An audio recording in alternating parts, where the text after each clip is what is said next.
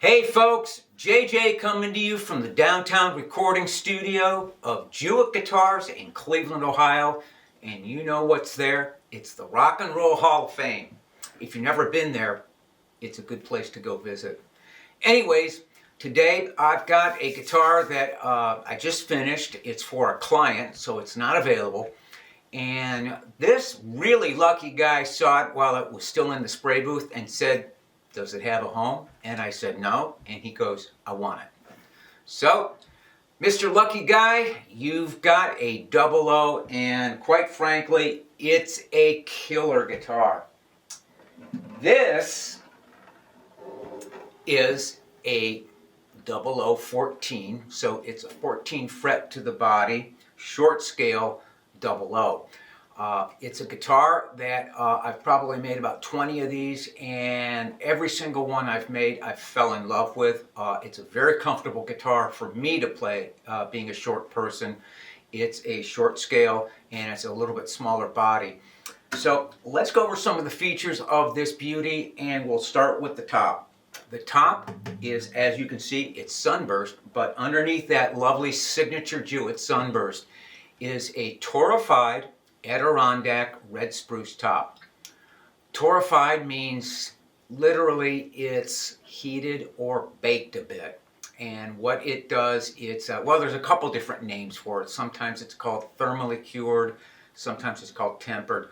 But torrefaction is the term that usually is applied in the industry. And what it means is that the red spruce is very carefully and slowly cooked, if you want to call it that, at a very controlled temperature to drive out some of the sugars, the volatiles, the residual saps, things that impede the frequency of the guitar or the ability of the guitar to transmit sound efficiently.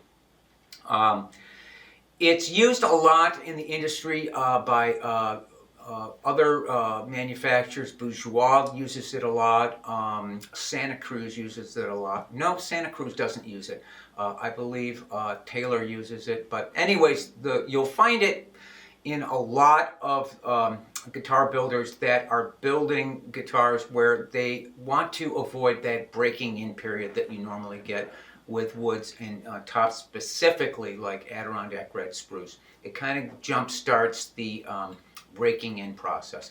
Anyways, what we've done is we've got this red spruce or Torrefied red spruce paired with an absolutely killer set of Wenge. Wenge is an African wood. It's very dark, very hard, and you don't see it a lot in guitars, but I really love working with it. I think it compares up there with some of the best rosewoods I've built with, and even I would say it's very close to blackwood.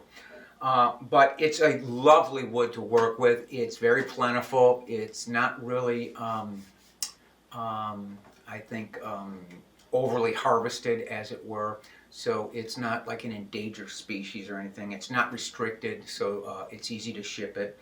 And what we've done is we've done some things with this Wenge that are kind of unique. First of all, we bound the whole guitar with the same pieces of Wenge from the back and sides. So it absolutely matches or ties in with the guitar and sort of looks contiguous, like there's no binding that you can see that contrasts with the back and sides.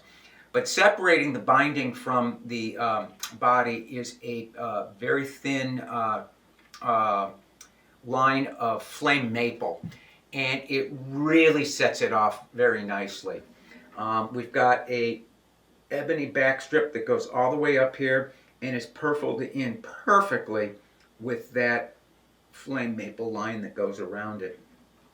We've got a nice little wedge on the back that ties in with this rosette, which is curly walnut. And this has some nice white, black, white purfling lines. Coming up here all the way at the top, we've got Brazilian peghead, Brazilian fretboard, and a Brazilian bridge. So this has lots of Brazilian on it, and Brazilian is well known for its ability to transmit frequency efficiently. Basically, it just makes the guitar sound really good. We've got a bone nut, a bone saddle, and I'm just a hair over 1 3/4 up here and 2 5/16 down here at the bridge. So it really is set up for fingerstyle, although you can work it with a flat pick, as you'll see shortly. I've got a white purfling line that goes all the way around this Brazilian rosewood fretboard, and it really just gives it some nice class and glamour. I've got my gold frets on here, and on the back we've got some tuners I don't use a lot. In fact, I think, well, this actually may be the first time I've used it. I like open back tuners, and I thought I'd try these out. These are Schertler. They come from Switzerland, and they're a very elegant tuner. Very well made, very solid, nice large real ebony knobs, and that's something that I like. Being an older guitar player, sometimes the smaller knobs are a little bit hard for me to grab. These tuners really are very nice, and what they do is they stay in tune. So you don't have to worry about going out of tune and having to retune frequently. I've got basically a arm bevel on here, a little bit of a comfort wedge in the back, so it sits really nicely in like this, so that it's a very comfortable guitar to play. As I mentioned, it's a short scale, 24.9 scale length, so it's a very easy, comfortable guitar for a shorter person or a smaller guy like me to play. That's about it as far as I can tell. Oh, the neck is a sinker mahogany neck. It's not a neck that I use a lot. I usually use a one-piece Honduran mahogany, but this is that famous Hudson River sinker mahogany. It's very dense, and it adds a little bit of weight to the neck, and also it does, I believe, affect the sustain and tone of the guitar, being a little bit denser. I think I did say I have my catalyzed gloss finish on here, so it's a good durable finish, and it, as I said, it's spoken for. It's going to go off to its forever home here in a couple days. So let's give this thing a listen. I'll start with a little bit of work with the flat pick, and then I'll go into some fingerstyle. Once again, thanks for listening, and thanks for all your support of Jewitt guitars over the years, and happy Memorial Day to all of you, especially the vets.